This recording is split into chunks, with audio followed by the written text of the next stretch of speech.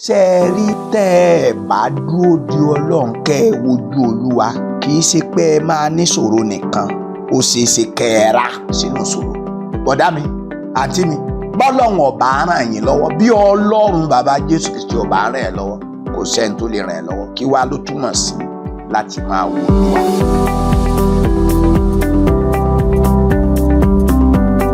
ẹ jẹ́ á gbàdúrà. Bàbá mímọ́ ògo ni forúkọ rẹ, rán ọ̀rọ̀ rẹ sí wa yá ṣe rere Jésù Kristi Olúwa wa, àmín.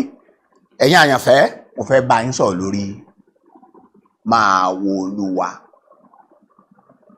Máa wo Olúwa, gbójú ẹ sókè sí Olúwa nìkan. Ìwé orin Dáfídì orin 34 ẹsẹ̀ 5 kí ni ọ̀rọ̀ Ọlọ́run wí? Wọ́n wò ó, ìmọ́lẹ̀ sì mọ́ wọn, ojú kò sì tì wọ́n. Wọ́n wò ó, ìmọ́lẹ̀ sì mọ́ wọn, ojú kò sì tì wọ́n. Ní abẹ́ àkòrí àwò ní abẹ́ ìpín mẹ́ta. Àkọ́kọ́ ni pé kí ni ìtumọ̀ ká máa wojú Olúwa. Ìkejì, àwọn wo ni wọ́n wò ó? Níbi àwọn wo ni wọ́n wò yẹn láti mọ̀ bá a ti ṣe ń wò ó. Ìkẹta, èrè tó wà nú ẹ̀. Já wo ọ̀rọ̀ Ọlọ́run.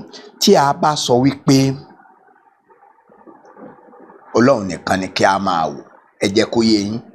Ọ̀pọ̀ wa láti wo oríṣiríṣi èèyàn tójú ti tì wá. A ti fàwọn kan ṣe gbẹ́kẹ̀lé àtẹ́bọ̀ ọbẹ̀ ni. Àwa ràn lọ́wọ́ èèyàn pàbó lọ́jà sí.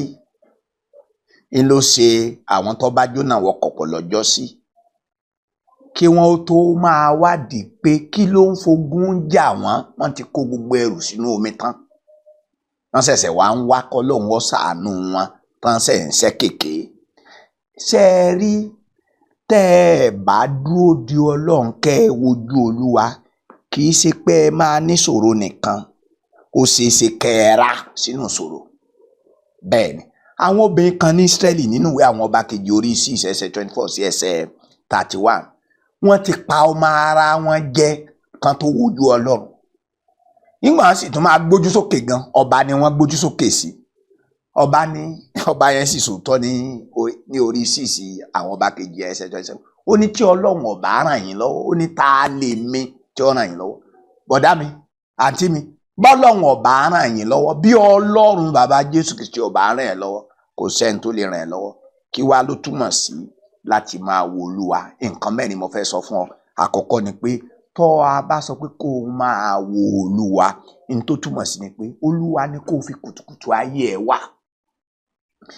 Olúwa ti sọ nínú ìwé orí 8 ẹsẹ̀ 17 ó ní ẹni tó bá wá mi ní kùtùkùtù yóò rí mi. Tá a bá sọ pé kùtùkùtù ó lè túmọ̀ sí lówùúrọ̀ tó o bá jí.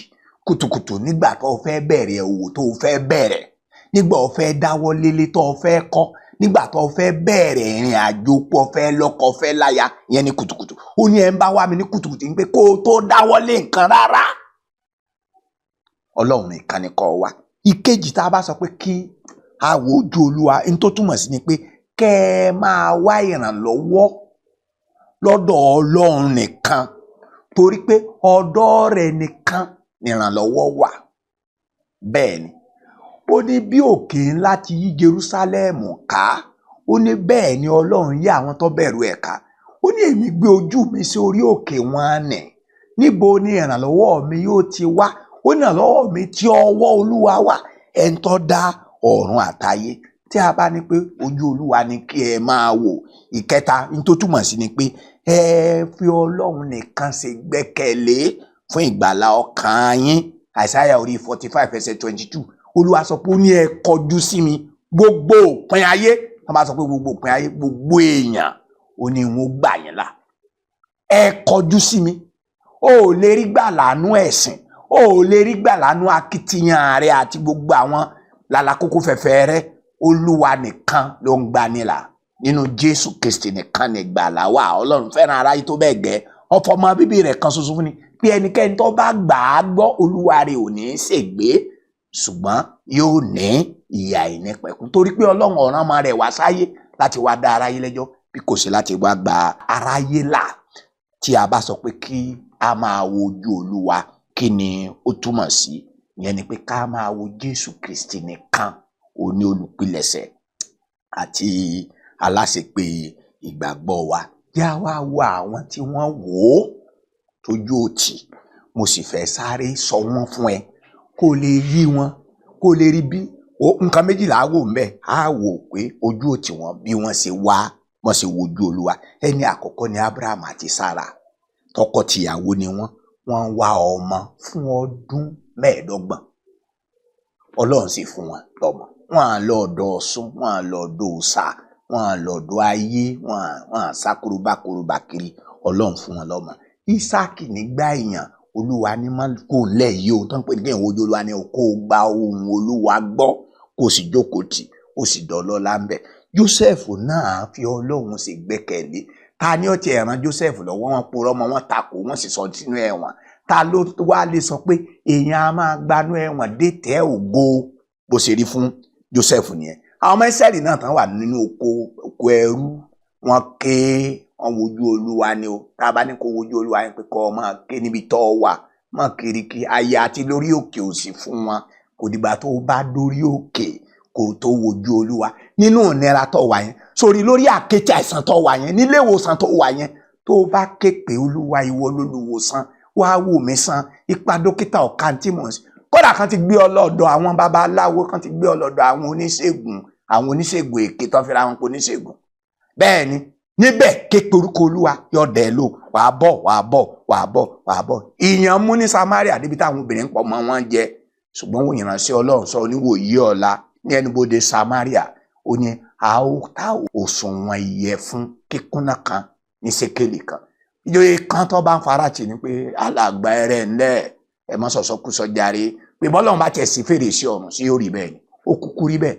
Wòlíì náà sọ fún pé ó rí ojú ẹ ló rí, ṣùgbọ́n tèrè ò ní bá. Wọ́n tẹ ìjòyè tí ọba ń farati yẹn, wọ́n tẹ̀ pa ni. Bẹ́ẹ̀ ni wọ́n wò ó, ìmọ́lẹ̀ sì mọ́ wọn, ojú kò tì wọ́n. Àwọn tó bá Jónà náà wọkọ̀ pọ̀ nínú agbègbè dàrú fún wọn tí yóò dádúró. Wọ́n gbàdúrà náà ni wọ́n wojú Ọlọ́run ni nínú ìṣòro wọn ni o.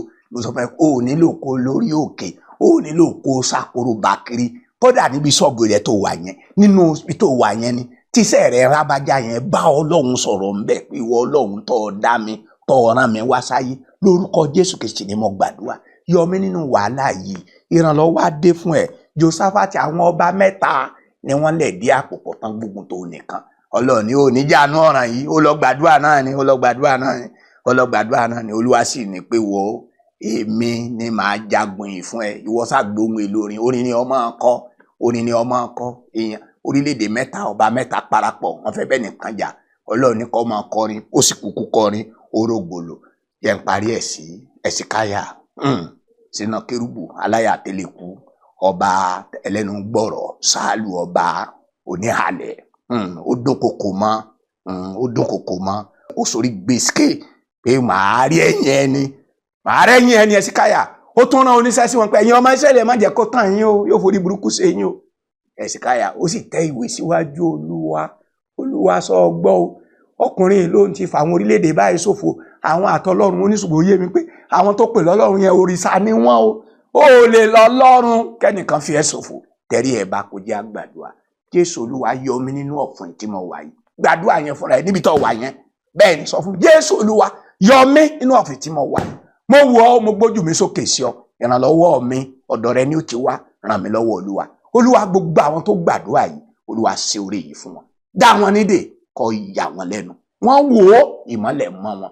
Ojú kó má sì ti àwọn èèyàn wọn. Jésù Kristi Olúwa wa. Àmín.